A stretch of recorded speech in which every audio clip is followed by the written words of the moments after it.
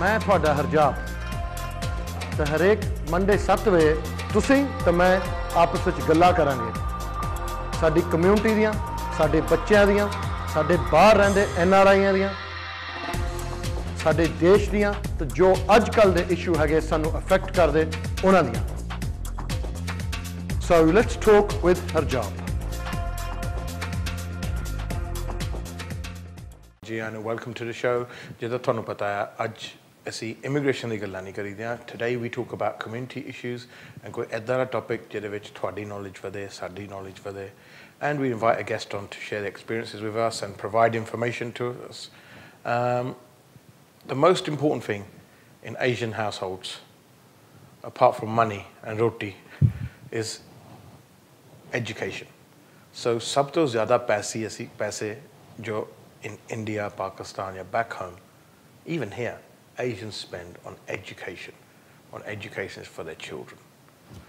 Now, I sit there and often wonder, well, why do we do that? मैं अपने daddy ने भी खुद पूछा मैं कहा डैड यो तुसी कदे पढ़े नहीं तुसी खताना काम करदे तुसी साडी पढ़ाई ते क्यों emphasis दिता?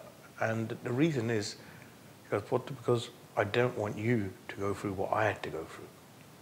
So every parent's dream, Asian parent's dream, is to see their child with a topi wali photo. जो टोपी नहीं मिलती काली टोपी फिर ग्रेजुएशन वाली फोटो वो सुपना होंदा पर ਉਹਦੇ ਲਈ education ਲੈਣੀ ਜ਼ਰੂਰੀ ਹੁੰਦੀ ਹੈ. Where do we get education from? We get it from teachers, we get them from tutors who we are taught in our households ਕਿ ਮਾਪੇ ਨੂੰ ਛੱਡ ਕੇ ਦੂਜੀ ਜਗ੍ਹਾ ਟੀਚਰ ਦੀ ਹੁੰਦੀ ਹੈ ਤਾਂ ਉਹਨਾਂ ਨੂੰ ਇੰਨੀ ਰਿਸਪੈਕਟ ਤੁਸੀਂ ਮਾਪੇ ਨੂੰ ਗਾਲ ਕੱਢ ਕੇ ਦੇਖ ਲਓ perhaps you'll be all right. Teacher ਨੂੰ ਗਾਲ ਕੱਢ ਕੇ ਦੇਖੋ you get a beating. So that's ਆਮ ਤੌਰ ਤੇ ਇੰਨੀ ਰਿਸਪੈਕਟ ਦਿੱਤੀ ਜਾਂਦੀ ਹੈ.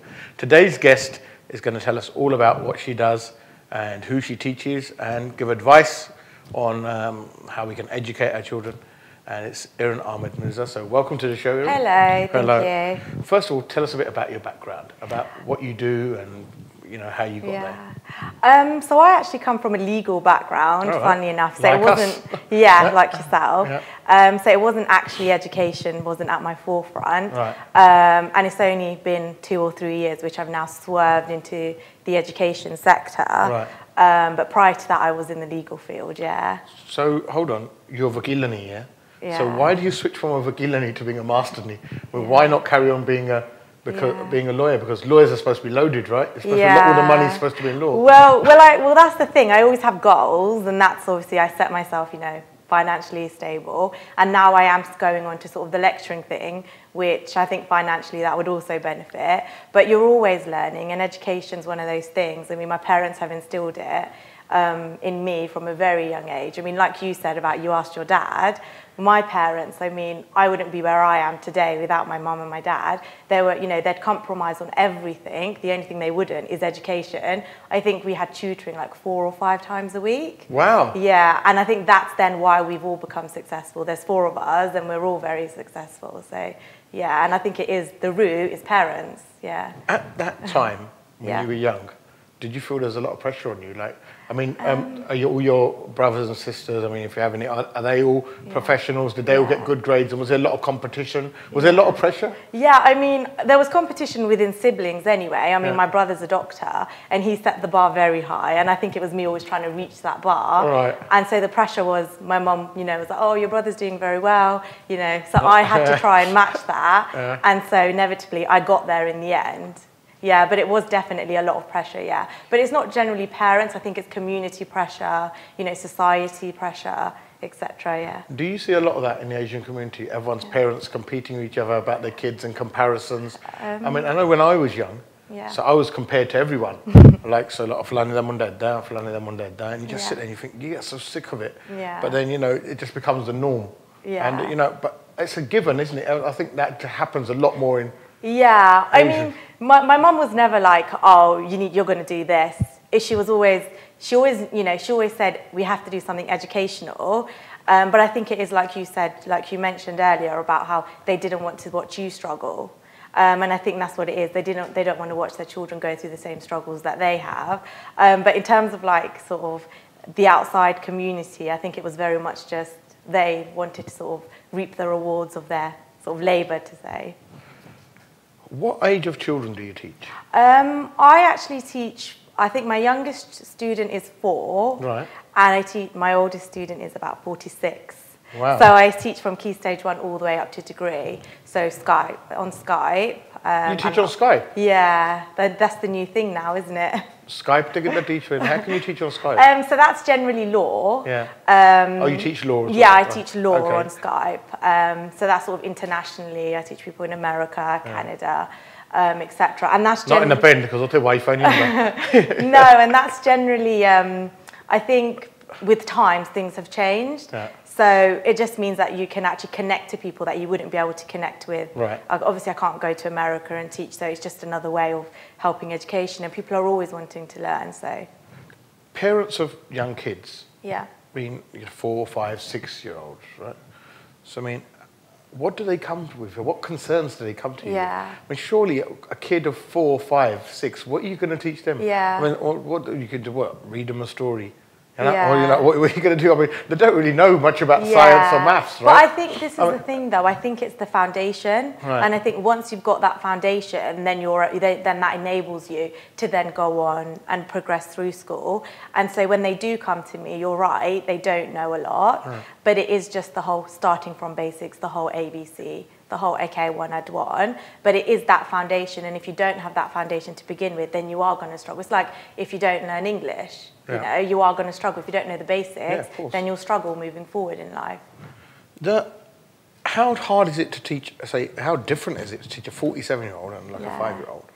I mean, sometimes how do you flip from that? Sometimes it can be quite similar, but it's just because I do it day in, day out, to be honest. But I think it's more having patience. With a child, you've got to have the patience. Whereas with an adult, they come to you and they know what they want to gain from the sessions. Whereas with a child, it's very much you're sort of dictating and telling them what they need to do. Yeah. How do people choose you? How do they come to you and choose you? I mean, or do they try a lot of people out, or do they come to you first? Or I mean, or you know, or are they referred by a school? Yeah. You know, how do we find a tutor? Yeah, I mean, to be honest, initially it is just a case of word of mouth, but I think it's also where they are tried out in sort of, you get large tuition centres, right. But I think when parents do take them there, just because of convenience, it's easier to send them to a tuition centre. But I think it's treating the child as an individual, and then parents want to see the progress, of course. They want to see the child getting the A's, they want to see them getting the A stars. And I think once they see that, then obviously then they'll refer you to someone else, and then it's kind of a snowballing effect. Is that how parents come in? Is that how they come in? Is that they say, Sada bacha he's getting C's and D's. Yeah. We want him to get an A star. So, Yeah. and, I mean, is that your sort of, is that the brief that they come to you with? No, I mean, sometimes I have extremely bright students, and it is just a case of the parents do just want to see them excel. So they want them to go to the private extra schools. bright. Yeah, or they want them to go to the private schools, or they want them to go to the grammar schools. Right. So it's just about, you know, you can always go further and further in life. It's not a case of, you know, there's one level. You can always go beyond that. Right. So, yeah, you do have students who probably do need that push, but there are very bright students who are actually excelling, and you know they are going to go to grammar schools and private schools. Why would a bright student need extra tuition? To be able to go to grammar schools. Right, but because it's different. Right, and what is a grammar school? Aren't they just normal schools? Aren't they just one types of schools? Why are they different types of schools? No, so you have your state schools. Yeah. Which they're the normal ones, which I went to. Yeah. Yeah, but then you have your grammar schools, right. And they're generally where you have to do an exam, right. which is actually harder than the state school exam. What's that exam called? It's the 11 plus right. in Milton Keynes. I'm not sure about in London. No, I think it's probably the same. Yeah. Yeah, it's the 11 plus. So what that does is it enables children to sort of, and it does actually broaden their horizons as well. Right. So they have to sit an exam. So schools ask them to sit an exam, and then if you do well in that exam, then they take you in. Yeah, you have to get a certain mark, really? And then so everyone in that school will have passed. Is that a privately funded school then? Is it? Yeah, and so for example, we went to grammar schools. Right. Yeah, and you do see the difference. Yeah, so you see the difference from a state school to a grammar school. Yeah, definitely. And what about private schools? Well, private schools you can pay. Right. So you know. It just depends financially. How much money you got? Basically. Yeah, your financial circumstances. But there are scholarships available. Right. And that's obviously where the bright students, they can gain places in private schools via scholarships. Right, okay. Yeah. Why do you think that, you know, we've talked about, okay, our parents come from backgrounds where perhaps they weren't educated. Yeah. But why do you think as a whole, I mean, we spend so much money on education? Because it's not cheap, right? Yeah, no, Right. definitely not. So it's not cheap. So why do the parents go that much? I mean, you know, is it just the Asians or is it other cultures as well? I mean, why do people spend this much? Surely if a child's going to get an A star, he can get it in a normal school, right? Yeah. So people in normal schools get A stars and A's, right? Yeah. Loads of people do. Yeah. So why do we just throw money at this? Yeah. Why do you think that is? To be honest, I think it is. I mean, speaking to parents and my parents as well, it is just they don't want to see their children going through that struggle that they've been through. I mean, yes, they've been successful, but so for example, I've had to watch my parents, you know, go through the struggles. But for example, with me and my husband, it's come, you know, we've got to a point in life where we're happy, we're financially stable at a very young age. We haven't sort of experienced that struggle, and that is because you have your parents' support. Without that, if my parents didn't sort of do that, you know, I probably wouldn't have, you know, been able to be as successful at such a young age. Do you think now, in today's day and age, Yeah. it's essential to have an education? Oh yes, definitely, 100%. Yeah, you definitely need an education. I mean, as I mentioned to you, I have, you know, people who are 46 who are still looking for an education, and you know, even there's adults now who are saying they have dyslexia or dyspraxia, and they need, you know, help with their work emails. You know, when they're writing sort of correspondence out, I help lawyers who are struggling with legal documents to just check whether they're intact. And so they're still learning at an age, yeah. What about people, like you mentioned, with special needs? Yeah. So do you have children come to you with special needs? In all honesty, it's actually adults. I think they've now realised that actually going into the world of work, it's affecting them a lot more. Whereas with children, you can pick it up and you can kind of address it there and then. But with adults, for example, in the Asian community, they don't sort of pick up on this. Parents just kind of assume, you know, it's fine. But it's only when they go into work and then they themselves realise they've got an issue. Do you think there's, I mean, a whole generation who perhaps didn't get the help that they needed because our parents didn't know what special needs were or what disabilities were? No one made them aware. Yeah, no, definitely. And I think now it's more, you know, there's a Senko, there's, you know, people who are qualified Senko, and they're there. I'd never heard of a Senko before. I mean, but you know, and recently and now we get to know what a Senko is. Yeah. But you know, I'd never heard of it growing up. What a Senko was, or you know, but we've never heard of stuff with autism and stuff like. It's only now that we're getting to hear about this stuff, and I don't think the Asian community is very good at dealing with it. Yeah. They just surely they just think if a child's, they don't identify the special needs. They just think he's slow. Yeah. They just go, munda tillaya, a naughty right class, which they don't understand that ਉਹਦੇ ਕੋਲ ਸ਼ਾਇਦ ਇੱਕ illness ਹੈਗੀ ਆ ਜਾਂ ਉਹਦੇ ਕੋਲ issues ਹੈਗੇ, you know, they've got disabilities or learning difficulties, and they can get help with them. And actually they think if their child needs help, then they'll think ਨਹੀਂ ਕਿ ਇਹ ਸਾਡੀ ਬੇਇੱਜ਼ਤੀ ਆ because ਸਾਡੇ ਬੱਚੇ ਨੂੰ help ਚਾਹੀਦੀ ਆ, ਫਲਾਣੇ ਦੇ ਬੱਚੇ ਨੂੰ ਕੋਈ help ਨਹੀਂ ਚਾਹੀਦੀ. Yeah, but see, that's the thing though. The parents who are willing to accept that, you know, the child needs help, now, you know, they're probably sat back thinking, oh, our child's successful, whereas the parents who probably didn't, you know, now are sort of struggling because now their children are realising that they have got issues. Right. Yeah. And what about other factors? I mean, little kids, what can you teach them? It's not as if you can teach them law. Yeah. Right, so what do you teach little kids? Yeah, so there's Key Stage 1, Key Stage 2. Yeah. So we have to go through the whole English, maths, science, and it's the whole government. The government sets the syllabus and you have to work in accordance with that syllabus. Right. So for example, with maths, it'd be your whole fractions, addition, subtraction, but it's set by the government. Right. Yeah, it's the government criteria. Right, okay. And how do you follow that? I mean, how do you teach exactly what they teach in schools? Yeah, because the government will release it every year. So what they do is it varies and changes ever so slightly, and different schools will sort of teach, you know, things at different stages, at different times, but ultimately they all have the same end goal. So it's just posted onto the government website, and that's where schools will get it from. And then everyone just has their own teaching styles, their own teaching methods. So for example, with me personally, I sort of just teach every child as an individual, despite the fact that I do have group sessions, they are still an individual to me. And I think that's why they then excel. Group sessions, surely you see groups, then the kids don't get that much attention as they would on one-to-one.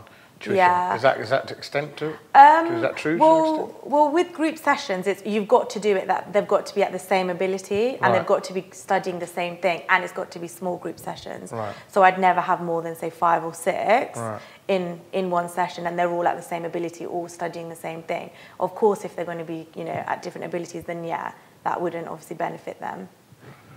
In schools, kids don't get that one-to-one No, attention, do they? no. Is that what you find? Is that a lot of the feedback? Yeah, from definitely. parents? And I think that's why parents then do go on to this private tutoring, because, in a school there are 30 children and there's one teacher. So the ratio is 1 to 30.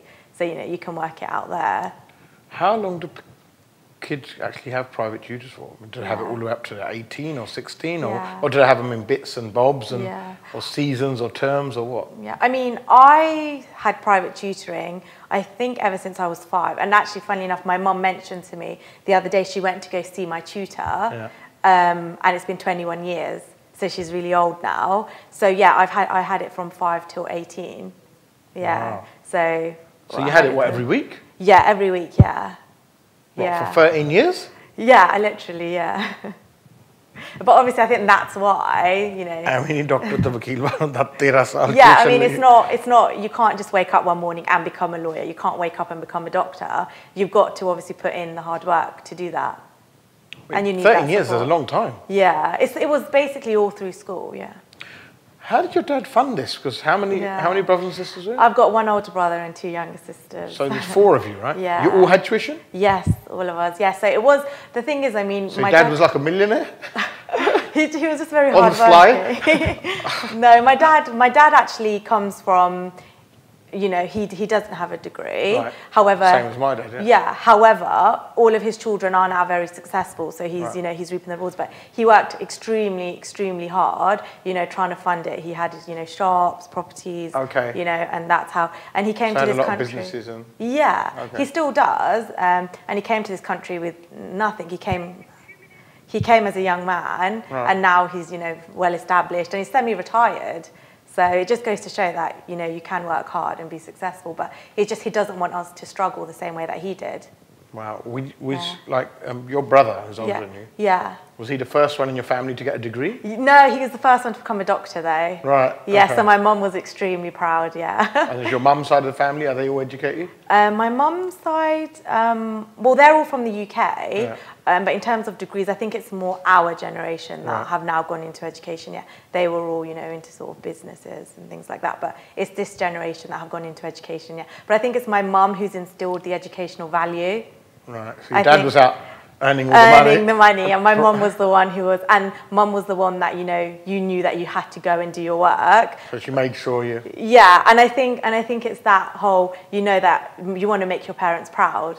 And I think that's what it was you want to make them proud. As well. So Dad used to go out and make the money. Yeah. But Mum was the one who used to make sure we're ready and make sure we'd done all the homework. Yeah. And Mum was the one who made sure, even during my degree time. Yeah. So exam which, and she'd make me tea and make sure I was pada, even though you're sitting in your room and there wasn't internet around in them days. Yeah. But imagine if there was, it would have been crazy. But so I mean, mums have a huge factor to play. Yeah, mums definitely, and I think they'd make a lot of sacrifice. I mean, I'm a mum myself now as well, so I think only now is that when I can actually really truly appreciate what my mum has done for me. Whereas when you're younger, you're just like, oh, I don't really want to do this. But now I know that it was that you just want the best for your children, don't you? And I think that's what my mum. I can hear your mum's words in the background. It's a bit of that, isn't it? When you have, then you'll know. Yeah, but that's the thing, though. It is. It's when you do have your own children, you then appreciate your parents more. Because now I know I'm going to put my daughter through tutoring. I know, she's going to go to grammar school, and I know, all the other things that I want for her. Right, we're going to talk about all of this. Okay. But first, we're going to go to a break.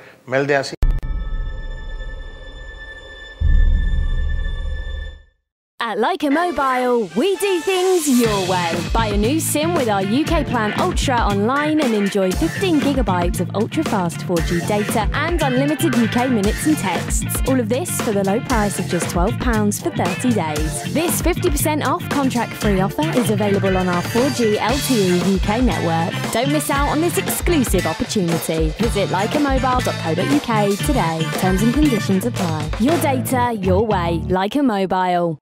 Hasten Hyde West London के सबसे शानदार hotels में से एक, with 303 air conditioned rooms and suites, one of the largest banquet spaces in London, meeting room for up to 1200 people, conferences, musical function, weddings या कोई भी gathering, मनपसंद भोजन, शानदार आयोजन और बेहतरीन वेन्यू, 400 गाड़ियों की पार्किंग के साथ hasten hide. For bookings call 0208 572 1818।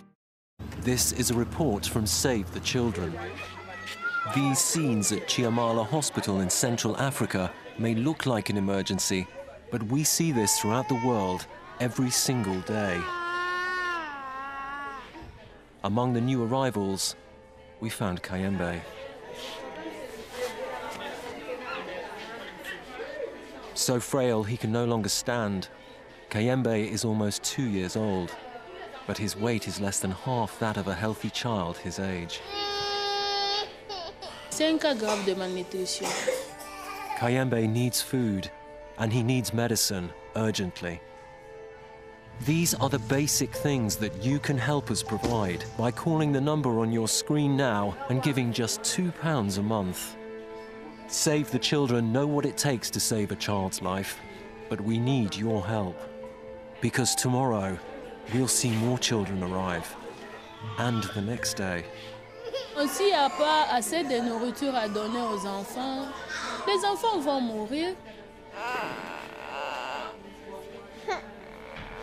Please pick up the phone now. Call 0800 035 6365 or visit our website and give your £2 a month.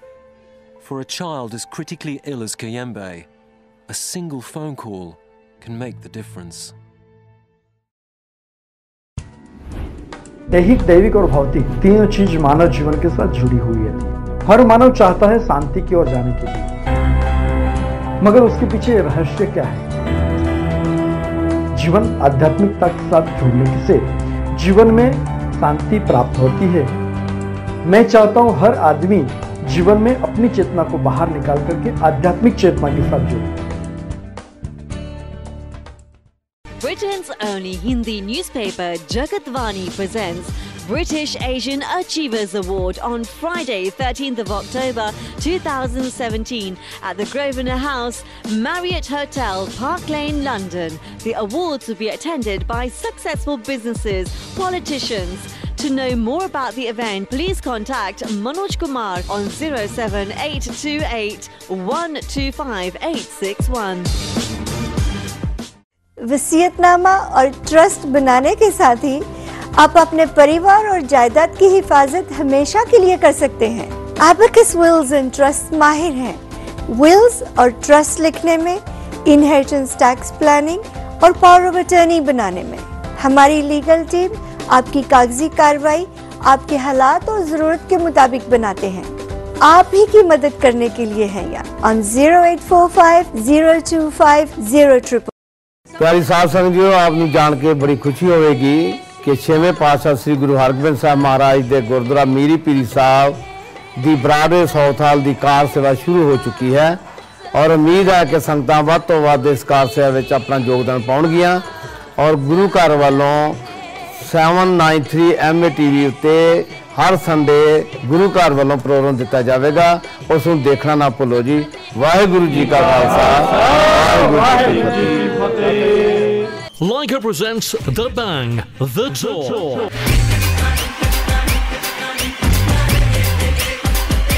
Hi, my name is Salman Khan. Coming to your city. Join me at the Bang Show. On Saturday, 16th of September at Barclaycard Arena, Birmingham, and at the O2 Arena, London, on Sunday, 17th of September. For tickets, visit thebang.uk. Science of Spirituality, a worldwide spiritual organization dedicated to transforming lives through meditation, invites you to attend free public talks by world-renowned spiritual master and head of Science of Spirituality, Sant Rajinder Singh Ji Maharaj. Discover how a simple form of meditation can enhance the quality of your life. Free programs will be held at Symphony Hall in Birmingham, September 1st and 2nd, and at the Grand Sapphire Hall in London on September the 4th and 5th. To learn more, visit sos.org.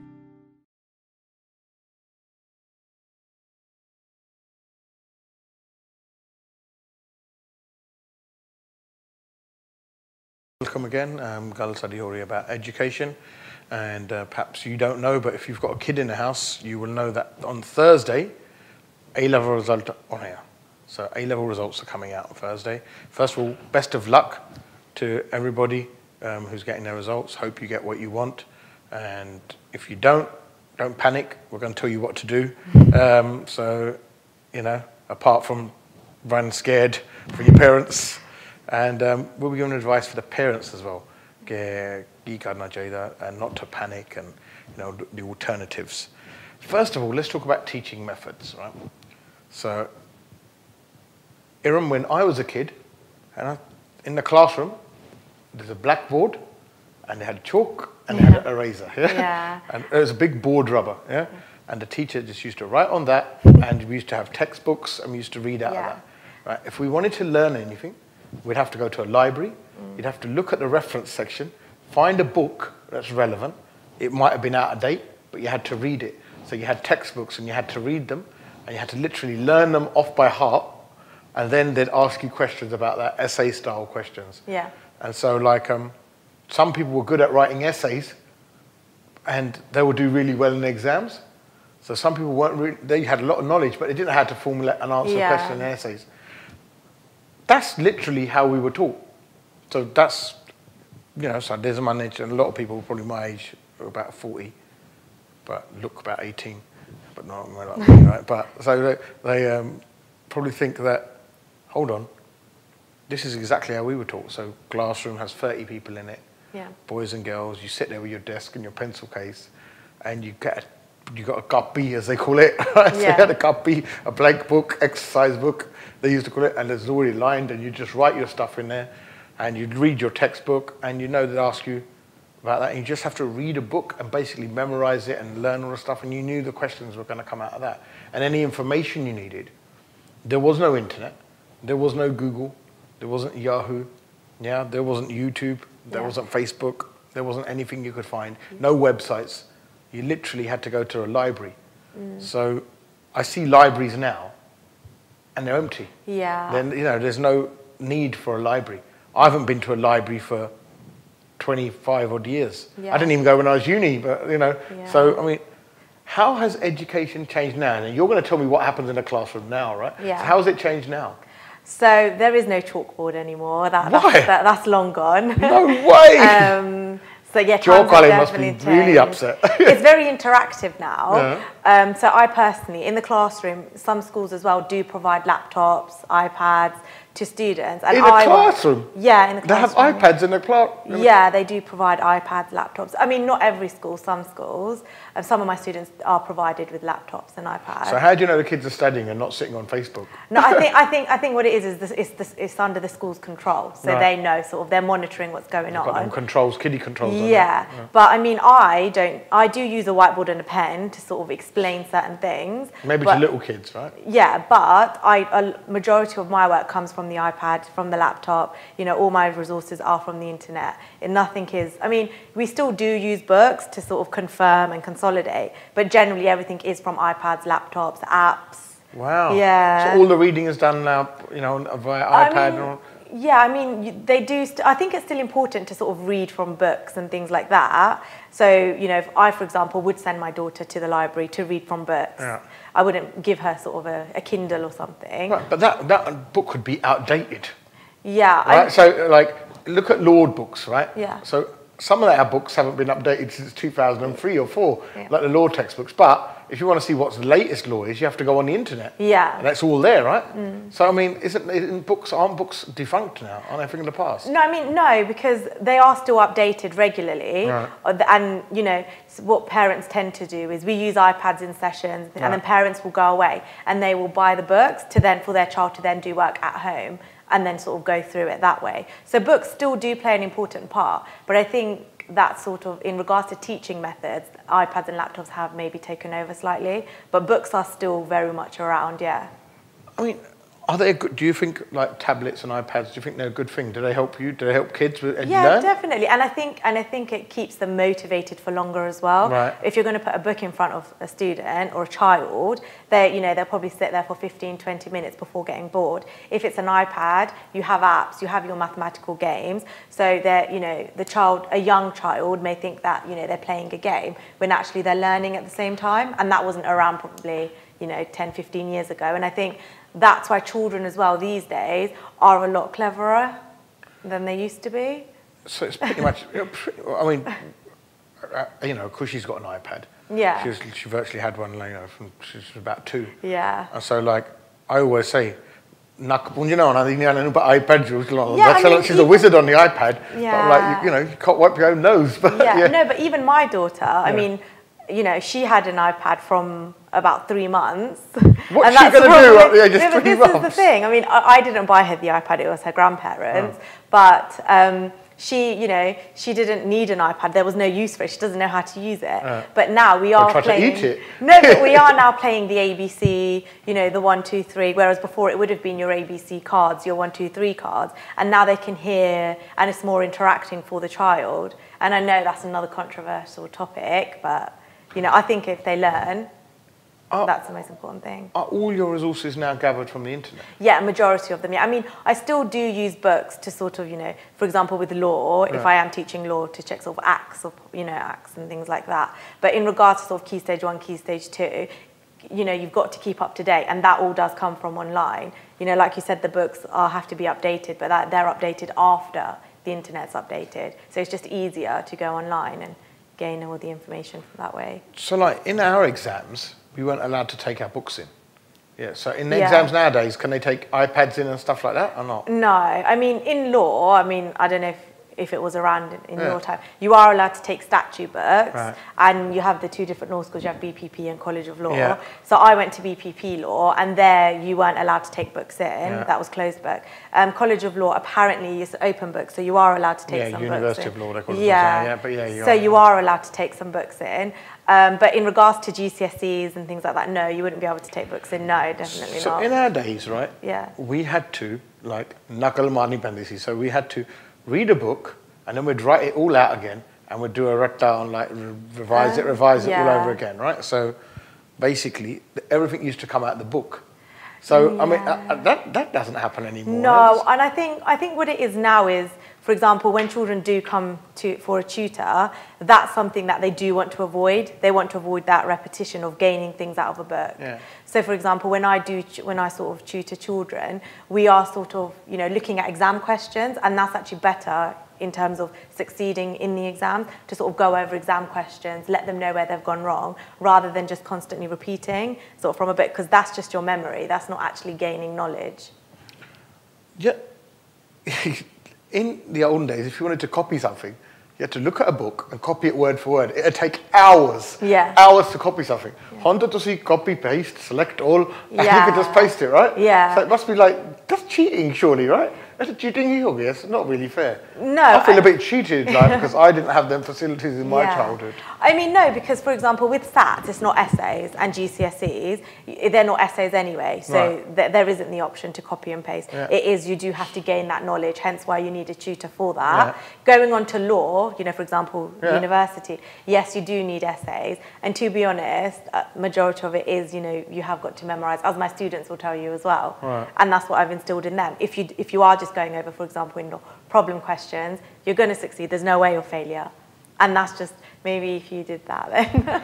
Right. What are the common apps that people use for education? So, for example, there's a few apps that you can use. Right. So there's Mathletics, a lot of children use that. And schools are using that now as well. Mathletics, yes, schools are using that a lot. That's just to pick up speed. So before there was your centres, your tuition centres that would do that. Because in terms of sort of education, you need to get that foundation. So Mathletics does that for you. It's a good app. Yeah, it's a good app. So it does that. It sort of gives the foundation, and then you go from that. Right. So a tutor will then pick up from that. Yeah. So that's one, and then you've got sort of, it's not a nap, but sort of to gain things, you've got GCSE bite size, and you've got bite size, and all of that on the internet. And there's a lot, and teachers use different facilities, like there's Twinkle that teachers can use.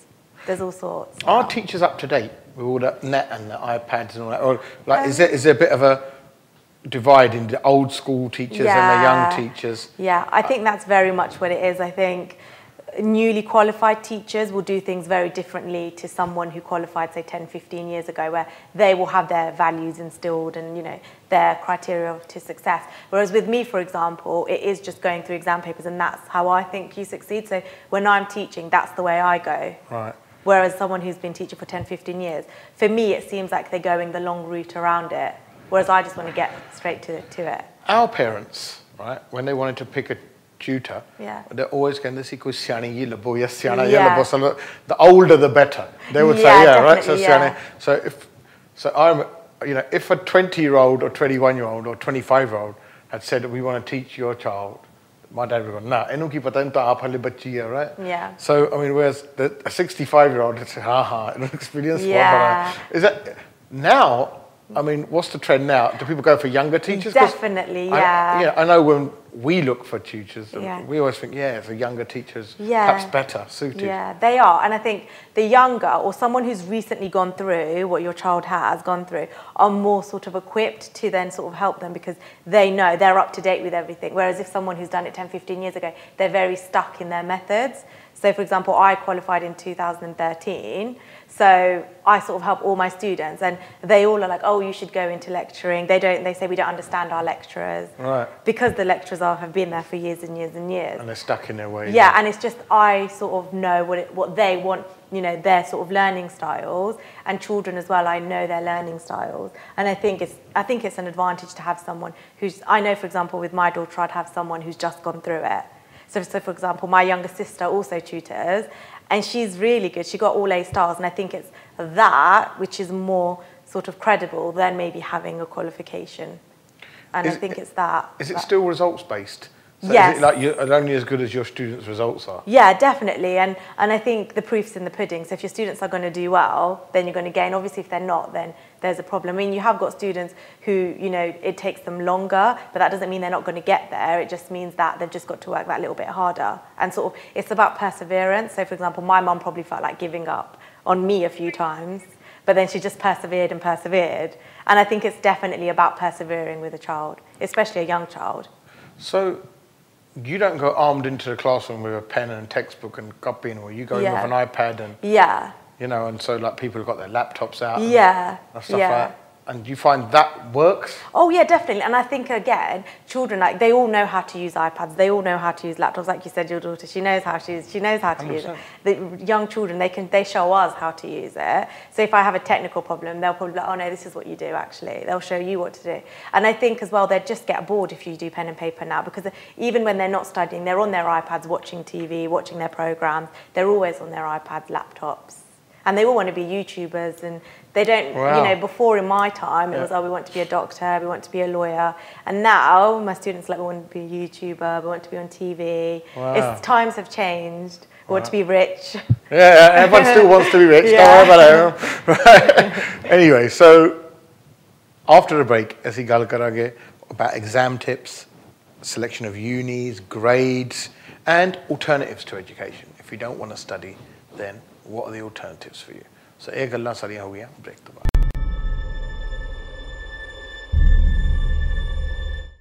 At Leica Mobile, we do things your way. Buy a new SIM with our UK Plan Ultra online and enjoy 15 gigabytes of ultra-fast 4G data and unlimited UK minutes and texts. All of this for the low price of just £12 for 30 days. This 50% off contract-free offer is available on our 4G LTE UK network. Don't miss out on this exclusive opportunity. Visit leicamobile.co.uk today. Terms and conditions apply. Your data, your way. Leica Mobile.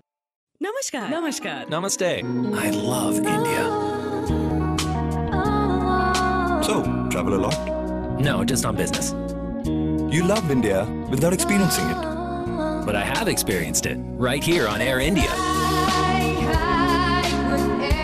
I always fly Air India. Me too. Now fly anywhere to anywhere. Earn and redeem miles via 27 Star Alliance partners. Air India. Proud to be Indian. Proud to be global. Which free toy will you choose? Brian or the all-new Miss Herbert or Stunt Herbert when you take out your car or home insurance or a credit card through confused.com. हजारों लोग हर रोज सुबह से रात तक कभी न कभी MA TV जरूर देखते हैं. They might be your future customers, but you have to tell them about your products and services. Let's grow your business with MA TV. Advertise, promote and market your product and services on MA TV. Call MA TV Sales on 07970 337036 or 0208 795 0026. School जाना तो एक सपना था, रोज देखता उस खाने वाली गाड़ी को, सबको बढ़िया खाना, खुशी होती थी देखकर. फिर वो दिन आया जब मैं भी गया स्कूल, लगा कि सपने देखने की ताकत मिल गई हो. अरे पेट भरा हो तो पूरा ध्यान पढ़ाई में रहेगा ना. प्रार्थना करता हूँ कि वो खाने वाली गाड़ी हमेशा स्कूल आती रहे. थैंक यू अक्षय पात्र. आइए हाथ बटाइए ताकि भारत में 16 लाख से भी ज्यादा बच्चों को स्कूल में पौष्टिक खाना मिलता रहे. Jay Lakhani. Sri Lakhani is a popular public speaker on Hinduism in the United Kingdom. He offers Hindu teachings to hundreds of youngsters, as well as thousands of students in schools, colleges and universities. In a series of talks given to the postgraduate students at a dozen or so universities, he explores the depth of Hindu teachings as well as its breadth of vision. If you wish to get a glimpse of the modern, dynamic face of Hinduism, do not miss this series of talks. Leica presents The Bang, The Tour.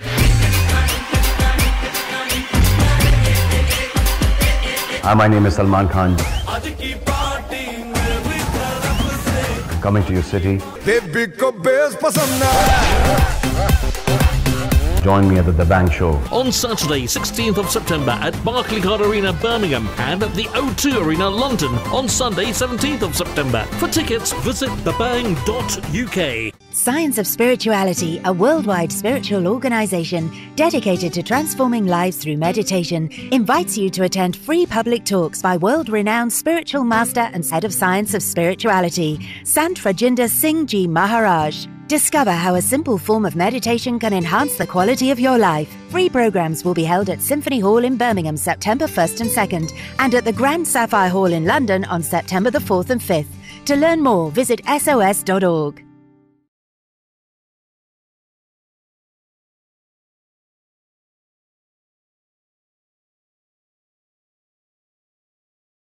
Welcome to the show. Gal Sadi ho rahi hai about education and tuition, and Iran Ahmed Mirza is my guest, Jina Gal ho rahi hai, who's a tutor. So Iran, we were talking about the difference in methods in teaching now, and how kids don't, the most essential item for a kid now is an iPad, Yeah. So I remember you just said that when we were young, we were told, right, you want to be doctors, lawyers, teachers, dentists, opticians, judges and stuff like this. But now kids want to become YouTubers. Yeah. Do you think YouTube has a big influence on kids? Oh yeah, definitely. And when they come into the lessons, they're like, "Oh, have you watched this YouTuber?" And they all, that's what they talk about. Whereas with ours, it was your Pokemon cards or whatever else it was. That came after me. Whatever else was like, or whatever have you watched G-Force, Batman Planets, or He-Man, or Transformers? Yeah, but no, I mean they're all into YouTube. They're all into the internet. Like I think if their Wi-Fi's down, then it will just be, they won't know what to do. It's horror. Yeah, I mean, there are students who are still into books. I have got students who are still into books and, who do sort of still do things traditionally and fair play, but there are students who, are into YouTube and they don't, children don't like to play out much either anymore. You don't see that many children playing out either. It's a bit scary, right? Because it sounds as if the internet ever went down. There'd be a meltdown. No, they would be. People would not know what to do. Yeah. So people are reliant on their daily activities. Even with me, with my working, if the internet went down, I wouldn't be able to sort of Skype, FaceTime. Yeah. So even sort of businesses are based upon sort of just the internet. People foundation is the internet. That is true, because even with us, so all of the rules are on the internet, all the application forms are on the internet. You download it. People are emailing us stuff, like their bank statements and wage slips and stuff like that. Yeah. And दुख उदो लगदा when the internet goes down. Yeah, so like, you could skip a meal, but you wouldn't skip about 3 hours without your internet. Yeah, like the NHS went down, didn't it, recently? Yeah, that's right, yeah. And like my sister works in the hospital, and she was saying like it just went into chaos because everything was on a system, and it had gone down. So I think she was saying like all the hospitals were struggling because of that. So that's obviously the NHS is a sort of concrete. And is that just something we have to live with now? Is that just something like it's a given that the internet is there and it's part of our lives? It's such a big. Because 20 years ago, it wasn't around. Yeah. You know, so it wasn't around like that much of an influence in our No, lives. I remember when I was younger, my mum sort of gave us an allowance. You're allowed on the internet for half an hour, and it was the whole dial-up thing. Yeah. So we had a you dial-up, couldn't use, you couldn't use the internet. You couldn't use the phone line, at the same time. So it's just an weird. engaged tone. Yeah, so she could check, which she was like, well, I should just easily be able to check if we were on the internet. I've still got an allowance. No, I haven't got an allowance for that. No, but sometimes I do think that it's a good thing to put sort of limits on how long a child is doing certain things for. Yeah. You know, if they are on it all day, you know, it's on the iPad 8 hours a day. That's not healthy, right? Yeah, exactly. I mean, my dad, for example, he's on his phone all day, every day. Right. And, you know, it's like we always say to him, it's not healthy. It's not healthy to be on your phone all the time. But what can you do if you've got sort of a business? You've got to do that. So, no, I think everything in moderation. And, you know, food in moderation, internet in moderation, even studying in moderation. I mean, it's about having a balance. You know, yes, you know, it sounds like, you know, education is, you know, it is important, but you need to have a balance. So, you know, you study for an hour, go away, enjoy yourself for an hour, then go back to it. It's not a case of 24 hours a day, study, study, study. You know, you've got to take your child out. You've got to let them go and enjoy themselves. So that's what my mum did. If you study for an hour, I'll then take you out. Be ready, I'll take you out. And then that motivated you to study in that hour. But then you get, you know, some children who are studying all day, every day. But that's, you know, you need to have a balance. When I studied, it was for my parents. Yeah. So I just didn't study for myself. Yeah. I didn't want to study. Yeah. So like, and a lot of people my generation, we studied for our parents. Yeah. Because our parents wanted us to study. Yeah. We wanted to do other things, but, you know, in fact, we probably didn't even know what we wanted to do, but we studied for. Are kids nowadays still studying because their parents are telling them to? Or do they realise, hold on, this is something I want to do for myself? To be honest, actually, that's an interesting question because I think it's about having a role model. So, for example, this stems from your question previously about young tutors, young teachers, and I think children look up to you rather than if you're, you know, slightly older because they want to be like you. So, for example, I have some students who they say, oh, I want to be like you when I'm older. I want to, you know, have my own house. I want to do this. And I think it's having that role model. They then want to sort of be like that, their role model. Is that because they want to be like you, or they want to have the things that you have? I think it's a bit of both, in all honesty. I do think it's a bit of both, yeah, definitely. That they want Gucci and Versace handbags and Jimmy shoes and stuff? Or is it because they think, no, actually, I want to be... I think it's they see the success and then they sort of strive for that. And I think I would be like that as well. I think if I was a child, I would, so for example, I wanted to be like my mum because she could balance things and she could, you know, she could study, she could work. And I think children come to me and they see, you know, you can be independent, whereas, you know, a few years down, especially in our sort of community, you know, women probably weren't as independent as they once were. And I think now children, you know, especially girls, can see that they can be independent and they can go on and, you know, study. I mean, I'm still studying, so it's a case of, you know, you can just sort of progress further and further. Unfortunately, in our community, there's still a section which thinks, you know, that women shouldn't be empowered, or there's still a lot of things where get the daughter married off early, when Enoki Laudia, she doesn't need to study or go uni. Do you still see that, or do you think all them times are gone now?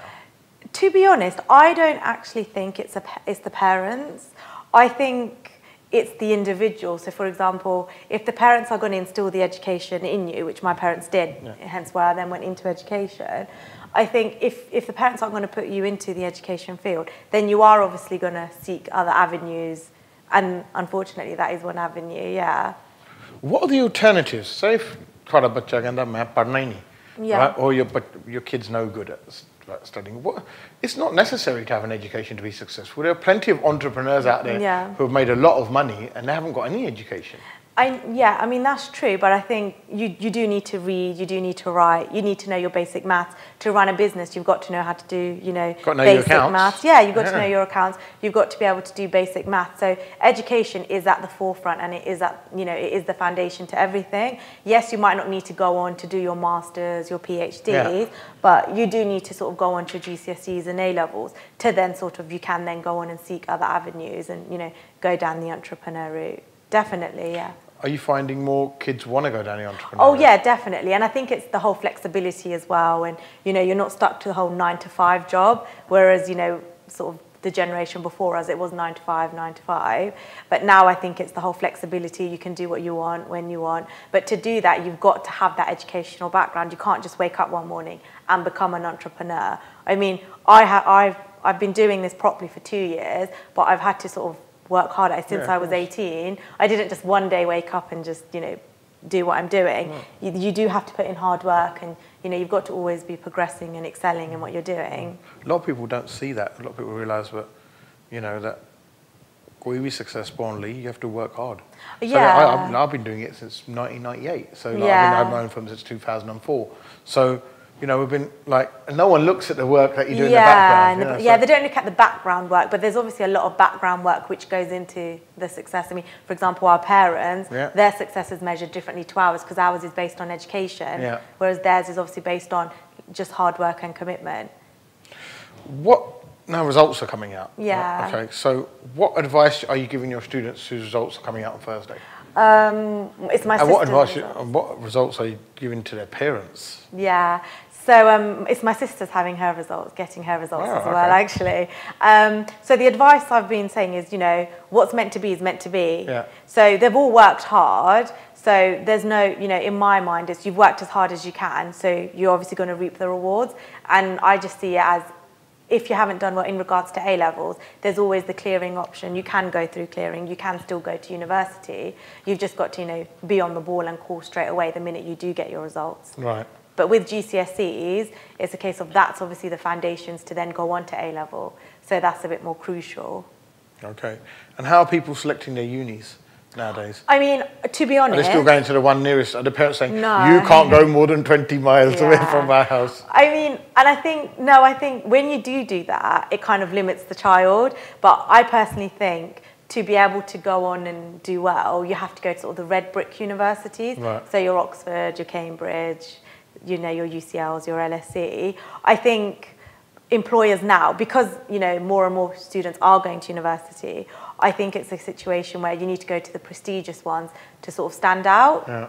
And especially if you are doing, if you're doing a generic degree in particular, like English or maths, where you can do in sort of any university, you're more, you'd be better off sort of going to one of the prestigious universities. Yeah. Right. Okay. So results are coming out. Yeah. Okay. And you didn't do as well as you wanted to do. Right? Yeah. So then, apart from clearing, what are the other options that people got? Yeah, well, there's always the option of resitting. That's always an option. And if it's something that you want, then you should always just, as I mentioned previously, you should just persevere. It's a case of, sometimes you don't get things first time round. You've just got to pick yourself up, dust yourself off, and then carry on if it's something you really want to do. I mean, I know personally, if that was me, I would just pick myself up and carry on. Do you know people who have failed and then gone on to do well afterwards, after they've done research? I mean, surely there's people who have done that. Not personally. I think maybe because... Not very good, then, is it? You better not fail, everyone. No, not personally, I haven't. But I've sort of seen around people who have, and then they have gone, or they've changed sort of the field or what they want to do, and then they've excelled in something else. Because sometimes what you think is right for you it may not work out for you. So you just sort of go and seek other avenues. Right. Don't panic, kids. I've got a 2-2 and I'm on TV. Did you? Yeah. Really? Yeah, I've got 2-2 in Law in Kingston. Wow. Yeah. And I'm on the BBC. Well, and they call me the immigration guru. So there you go. Well, that just contradicts everything I've just said. That's exactly right, yeah. And I only got 1 A at A level and I got 2 A's at GCSE. So really? Yeah, so yeah, I mean, yeah. And I had a resit at uni as well. So, yeah. I mean, I wish I'd gone, you know what, now I look back at it, I think I wish I had studied, yeah? Yeah. Because I didn't study. I went to uni to do all the things that you shouldn't go to uni to do. Yeah. Right, so I didn't study, and then I wish I had done that, because if I'd done, I would have got a first. Yeah, but obviously that's the thing though. It doesn't Oh, affect you. It didn't affect me. So it just goes to show though that because what I lacked in my grades, you I made up. Yeah. Yeah, because I was street smart. I was practical. Yeah. And I found a lot of the stuff that I learnt at uni, I never actually used it till this day. I've never used anything I've learnt in my law degree to this day. Yeah. I mean, so I found the LPC a lot more practical, and I found, and plus what I learnt in real life. Yeah. Dealing with people. I think But that is a lot. But I think obviously when you become a newly qualified graduate, you do want to go into employment, and I think that's when you need that degree. You can't just go and the most prestigious jobs are looking for a graduate. You can't just sort of go into something. 100%. And I think that's why education is always going to be at the forefront. And it's just, that whole wanting education first is just sort of becoming more and more at the forefront. It's not going back. And I think you're right about employers, because now I'm an employer, I do look for people with the best grades. Yeah, from the best universities. And then, if not, then I look for people with the most experience. Yeah. Right? Because there's so much competition. Yeah. For one vacancy, there's about 300 CVs. Yeah. So you have that option. Yeah. So if I only had 2 CVs for that one, vacancy, I wouldn't have that option. Yeah. But I've got 300 people to choose from. Yeah. So what's going to set people apart is, people with I think first. it's the I do get grades. set apart. Yeah, they do get it's set the apart. Or grades, people with 10 years experience, that will set you apart. Yeah. I'm not saying that guarantees you a job, right? No. But what it does do, you've got to set yourself apart Yeah, from the rest, definitely, right? yeah. So there's 250 people applying for the same job you have. You've got to show an employer what you've got is different. Yeah. And if you've got a first from a good uni, that does make a difference. I mean, my sister got a first, and that's the thing. Now she has the choice of as many jobs as she wants. They're probably chasing because her now, because she obtained that first, and I think that's the thing, though. I mean, you can go on, as you mentioned, you can go and you can become an entrepreneur, but you need to have this backing before going on and proceeding further. Right. So, tell us about your business. How long you've been doing it? 2 years, you say. Yeah. And where are you based? Yeah, so I'm based in Milton Keynes, but as I mentioned to you, I do have sort of students all around the world, so America, Canada, Greece, but predominantly I started in Milton Keynes, and I teach children from 4, Key Stage 1, all the way up to GCSE A-level. And how many students on your books now? In terms of students actually coming to me or me going to them, it's about 50 to 60, and then I've got law students, and I think teaching law is sort of a good, I think law students are sort of the ones that are wanting that, because they want the 2-1. They want the 2-1, they need it. They need the 2-1. It's employers like you. Yeah, employers like me. It's employers like you that are looking. Yeah, that are looking. The ones that we didn't get ourselves. No, but they're saying, to get into a magic circle firm, you need your 2-1s, or they get in the interviews and they haven't got, as you said, the practical skills. So that's the thing. You need I to probably have could still not get into a magic circle firm, So there's because they have dedicated criteria. Yeah. Right? So if you haven't got a first or 2-1, it says, or a high 2-1, it says don't even bother applying. Yeah, but this so you already get cut out. Yeah, but this is the thing though, you need to have your 2-1, but I have students who have got the 2-1 and then they've gone on to sort of Clifford Chance or wherever interviews, and they just haven't got the practical skills, which is then obviously I'm able to then equip them. So it's not just education, it's also equipping them with practical skills and say, well, actually you need to say you've got other things going on other than education, you've got other interests. You're commercially aware is a big one. Yeah, that's right. To bring work in and make money fast. That's what I think at the end of the day, any business wants you to make money fast. You know how to market, You know how to sell yourself, right? Yeah. How do we contact you? How do people get in contact with you? Do you have a website? Do you have a name? Or? Yeah, it's Teach and Succeed Junior and Teach and Succeed Legal. Right. The website's under construction at the moment, but we have got a Facebook page. Right. Teach and Succeed, right? Yeah, Teach and Succeed, yeah. So you can just contact me on Facebook. Right, wow, brilliant. So that was that, today's Jessica. I hope everyone learnt something from that. I know I did. So, आज the topic is about education, बच्चों the education and how it's changed and how to go forward and what the importance of tuition is. I think in every community, it's not just Asians, is it? No, it's definitely in not. Africans, it's everyone, Westernized people. Everyone believes in tuition. Yeah. And I suppose the reason why people like you are so busy because there's a demand out there. Yeah, definitely, yeah. Right. So, Iram, thank you very much for coming. No, thank you. And thank you for talking to us. We hope you come in the future as well and have a chat with us and tell us all about iPads and apps. By the time you come in next, It'll they'll probably be doing it on the different, watches. yeah. So smart watches and stuff like that. So आज दा show in Naisiga. People who want to contact me, kallu मैं Birmingham chona and change your plan hogi. मैं Coventry chona on Wednesday, so you can see me in Coventry on Wednesday and Friday in Southall. So I'll be on the show again on Friday where we'll be talking about your problems. Filhal, goodbye and have a good evening.